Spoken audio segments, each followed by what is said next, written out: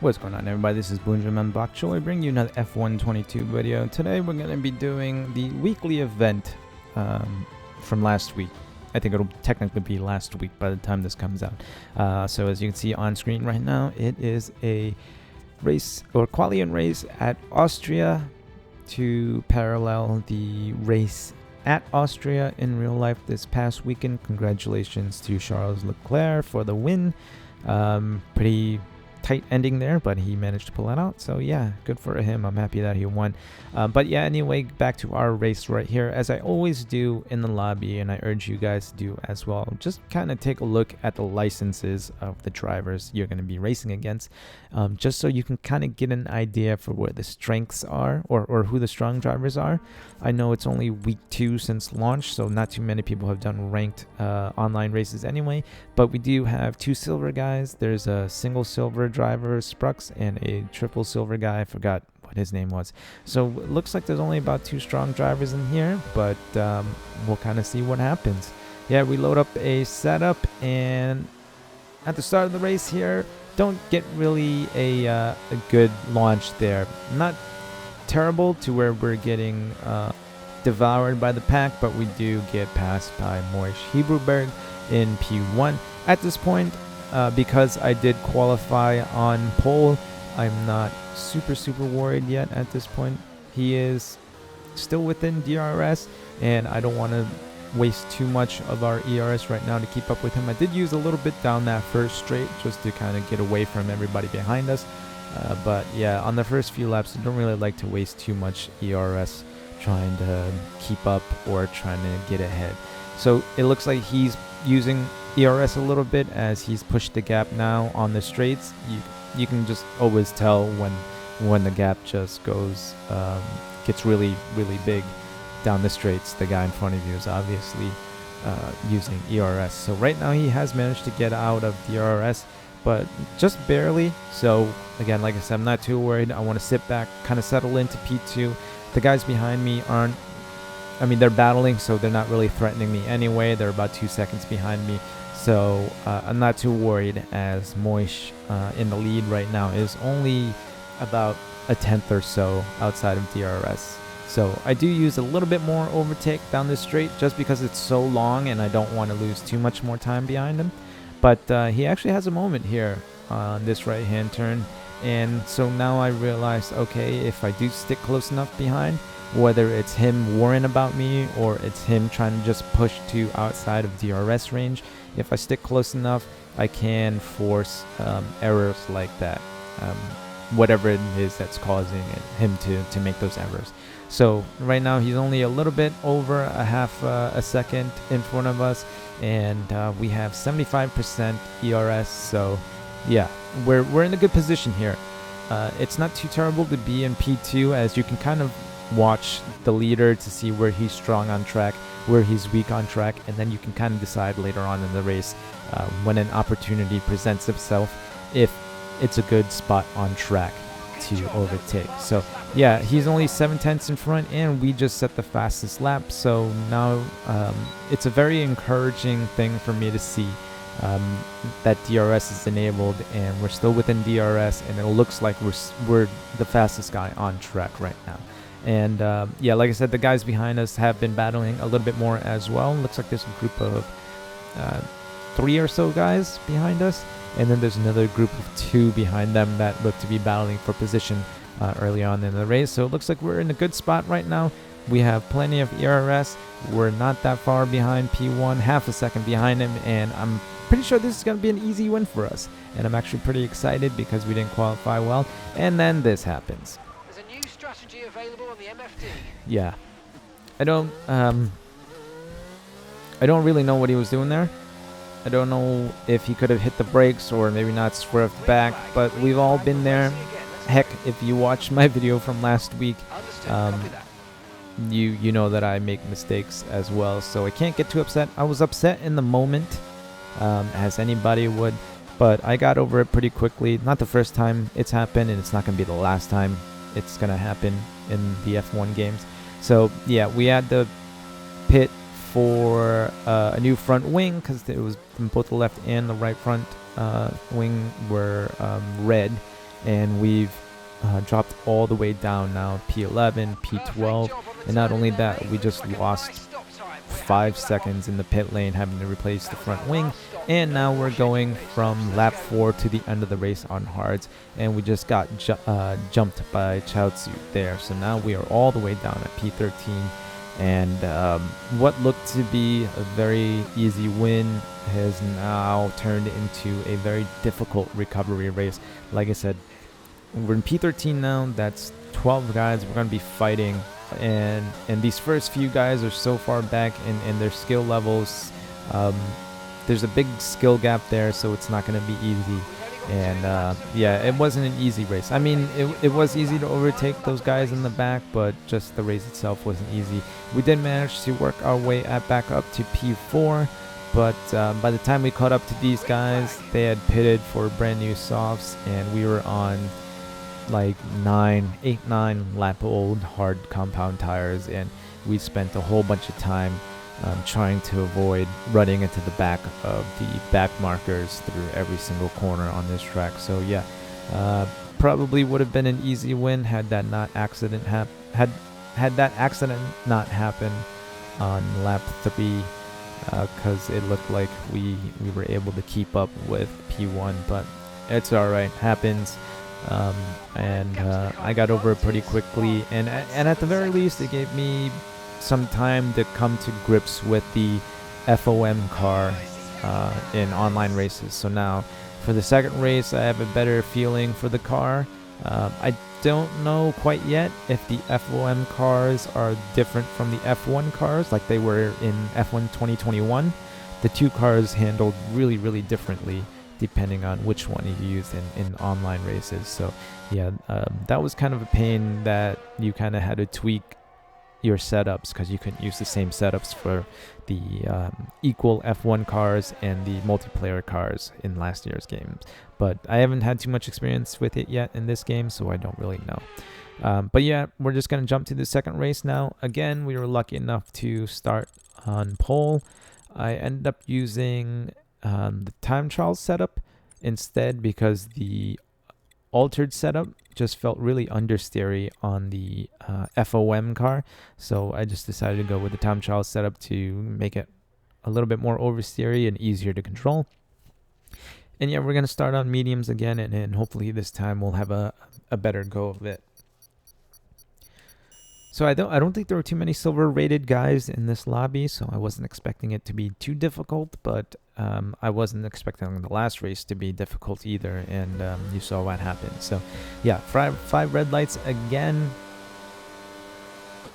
and the launch this time not quite as bad. It was actually okay, and because I didn't know where P2 was, I went out a little bit wide because I wasn't sure. My car is red, and sometimes the proximity arrows, when they turn red, I can't see, so I couldn't really tell if anybody was on the inside. I went out a little bit wide, but that's fine. But now we're starting to pull away, and it should be a nice easy race. Yes, so this time I was livid. Again, not at the driver, just at the fact that we just got knocked out of a second race in a row. So now we've dropped down to P6, not quite as far back as the first race, and we don't have wing damage. So again, now I'm thinking, all right, we're in a much better position. We're only in P6. We don't have damage to the car, and we still have the medium tires. But now we have this group of 3 battling in front of us, and I pretty much have to come to a standstill. But luckily for us, one of them gets knocked off by this guy in P3, and then the guy behind him just kind of went wide in that sweeping left-hand turn. So we ended up moving back up to P4. The guy that rear-ended us, I'm assuming he had wing damage, so he had to jump into the box to change his front wings. And now we are up to P3. And this guy, Dayturk, in P2 here, he had some contact with the cars behind him and around him, so I'm not sure. At the time, I wasn't sure if it was him initiating the contact. All I saw was that there was contact with cars around him, so at this point I have to be really careful. I decided, all right, I'm just going to be careful, trying to overtake this guy. I'm not going to force anything. Also keeping an eye on the gap to P1. If he starts pulling away, then I'm going to have to push this overtake on P2 really quick, because I don't want to fall too far back. But if that gap isn't getting that much bigger while we're stuck behind this guy in P2, then I can be a little bit more conservative in my driving. And if you see, I still have 80% ERS, and I'm noticing right now that P1's not pulling away that badly. In fact, I think we're actually closing the gap stuck behind this guy in P2. So as of right now, not super concerned. Just like in the first race, I decided to just kind of settle in, having to hit the brakes. I felt like I was riding the brakes behind this guy just because I didn't want to crash into him, and he was making moves like that in the last few corners. And again, P1 was still not pulling away, so at this point I'm like, yeah, it's annoying stuck behind this guy. He's not really taking these turns really well or anything like that, going wide, not hitting apexes, really slowing me down. But Imperium isn't pulling that far ahead, so DRS is enabled now, and now I can look for a chance to pass. And coming out of this corner here, he doesn't get the best traction. We do have DRS. I throw on the overtake, and then I can notice right there that he's missing his front left wing panel, and this should be pretty easy. And now that I'm ahead of him, because he does have wing damage, he's not going to be able to keep up, and I can focus solely on the leader now. Don't have to worry about him behind me. Not that I was really worried anyway, just because in that lap and a half that I was stuck behind him, he didn't really look to be that quick. But now we can settle down and just focus on the leader. And as you can see, we've already kind of closed the gap in, I think it was over 4 seconds at the start of the lap, and at this point now it's 3.2. And since I got into those issues in the first race and in this race, and Imperium had the fastest lap, I started seeing red, and I was like, alright, screw it. I'm just gonna turn on the overtake. I'm gonna get the fastest lap here right now, intimidate the hell out of everybody. I mean, I did set the fastest lap the lap before, but I was like, I'm just gonna set as quick of a lap as I can. I have DRS here, gonna turn on DRS, gonna turn on overtake, gonna get the fastest lap, and by a long distance, like a really fastest lap. I mean, not compared to like the esports guys, but compared to the guys I'm racing right now, I'm like, I want them to see that lap time, and I want them to be discouraged. I want to mentally disable them and just make them super intimidated, so that whenever I do come up behind him, he'll know what's the point of battling this guy. He's really fast. That's my thought process, and that actually works. I feel like if I'm starting at the back of the grid, and I know, if I've sat through qualifying and I've seen the guys ahead of me, and the guy on pole is like 2 seconds slower than what my personal best is, I'm just like, all right, yeah, I'll just set the fastest lap on lap 2 and kind of intimidate everybody, and then when they see me charging up behind them, that'll kind of unsettle them a little bit. I don't know if it works or not. That's what I think. My dumbass thinks that during the races. I don't know if it works or not. I just know that if somebody's coming up behind me and they're setting fastest laps, and it's by like a second faster than my fastest laps, I get intimidated when I see them charging up the leaderboard or the timing charts.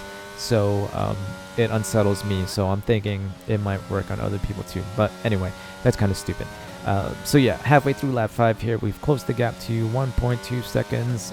Don't have too much ERS right now, but again, because we've closed this gap so quickly, I know that it's probably not going to be too difficult to catch up to and then eventually overtake Imperium in P1 here.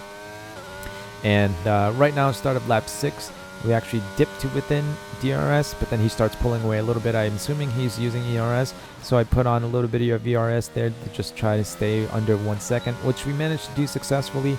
And then I turn it off going down this straight. We have DRS, so no point in wasting the battery here. But I think he's going to catch up to the back marker in front of him. He's going to get DRS down this next straight, so that kind of discourages me from trying to overtake him there. But he actually gets a pretty good exit there anyway, so even if he didn't have DRS, I probably wouldn't have caught up to him. But yeah, we're right on this guy's tail now, and at this point there's no cars in front of him, and I think I might have a chance to just overtake him after turn 1 at the start of the next lap. But yeah, this race is going much better than the first one. Even though we did get knocked out from P1, we didn't fall back too far, and the guys here weren't super quick. I feel like the guys in the first race were a little bit quicker, but because we had fallen back down to P13, there was no way that I was going to be able to catch up, having to overtake a whole bunch of other cars before I even caught up to them. But yeah, we catch up to Imperium here. He does manage to get DRS again from the back marker in front of him, so we can't take him here. We still have pretty decent battery charge, about 40%. We're going to have a little bit more coming out of this corner here. But yeah, luckily for us, he has a moment there. He doesn't have DRS from any back markers in front of him. So just like the last guy, we just throw on the overtake, open up DRS, and we overtake him there. And from this point on, it's pretty much just maintaining that gap, extending the gap, and then making sure nobody undercuts us too badly and then catches up to us. But it was actually a pretty easy race from here on out. Just making sure I don't make any mistakes. We did set another fastest lap later on in the softs, so that's nice as well. But yeah, that's pretty much it for the weekly events. That was pretty fun. The race today was really fun too. The real life race. Charles Leclerc won the race in Austria. I was really happy for him. Not really sure what happened to the Red Bulls. They kind of they looked really good in the sprint race, and then all of a sudden today they just had no pace. Checo gets knocked out early on in the race by Russell, and then he ends up just retiring to save the car anyway. And then Verstappen just looked like his car just didn't have the pace. I feel bad for Sainz. Looks like Ferrari were going to get a 1-2. Sainz would have had a win last week and then a P2 this week, which would probably have done a lot for his confidence. But he ultimately DNF'd with his engine pretty much exploding, which gave the final podium spot to Hamilton, which I was really happy to see as well. It looks like he's starting to get a better handle on that car. So a 3-team fight at the top is always fun. Some disturbing stories coming out of Austria with a certain group of fans. I want to say I'm shocked, but I can't. I mean, I've been on social media in this fan group, and I'm not saying all the fans in this group are like it, but boy, there sure are a lot of them, and they're really loud, and they make the rest of this fan base look bad. And according to the stories that allegedly happened, again, I can only go by what was stated in articles by people that were there and social media postings. It sounded like it was a really bad situation, and I wish the F1 community were better than this. But if you've been on F1 social media, you know that it's just really toxic when it comes to certain people, and it's not just limited to this one group of fans. And I know it's not every single fan in this group that's like this, but they make. I mean, I think they were the majority at the race in Austria, and yeah, it was just really sad to hear those kind of stories coming out of there. But I am glad to hear that most of the drivers were also unhappy to hear about that, and I hope that people can treat other people better in the F1 community. It's been really toxic lately, and it's really sad to see. But yeah, happy for Leclerc, happy for Verstappen that he was able to pull out P2 in that race, even with the lack of pace that he had. Happy for Hamilton, and I'm also happy as I managed to pull the win out of this second race here. As you can see, we finished about 13 seconds in front of P2 and about 20 seconds in front of everybody else behind them. So yeah, this race went much better than that first one, and it was really fun. I don't generally like to race at Austria, as people just like to track extend and cut corners, and I'm hoping that the corner cutting stringency is really strict in the weekly events this year, because they weren't in last year's game, so I'm hoping that they are in this year's game. And but the first two races I had pretty good experiences with, even though there was a whole bunch of contact in last week's race at Silverstone, and then these two races at Austria. But I'll chalk that up to people still trying to get used to the handling model and how to get out of the traction zone in these cars. But yeah, it was really fun. And again, I don't have any bad feelings towards the guys that I had contact with today. It happens, and like I said, if you go back and watch my video from last week, you can see that even I made dumb moves like that too, so I can't get upset. But thank you guys for watching this video. Let me know what you think. If you think I've deserved it, if you think I've earned it, I should say, Please leave a like, comment, or subscribe. Remember to eat your bok choy, guys, and I will see you guys in the next one.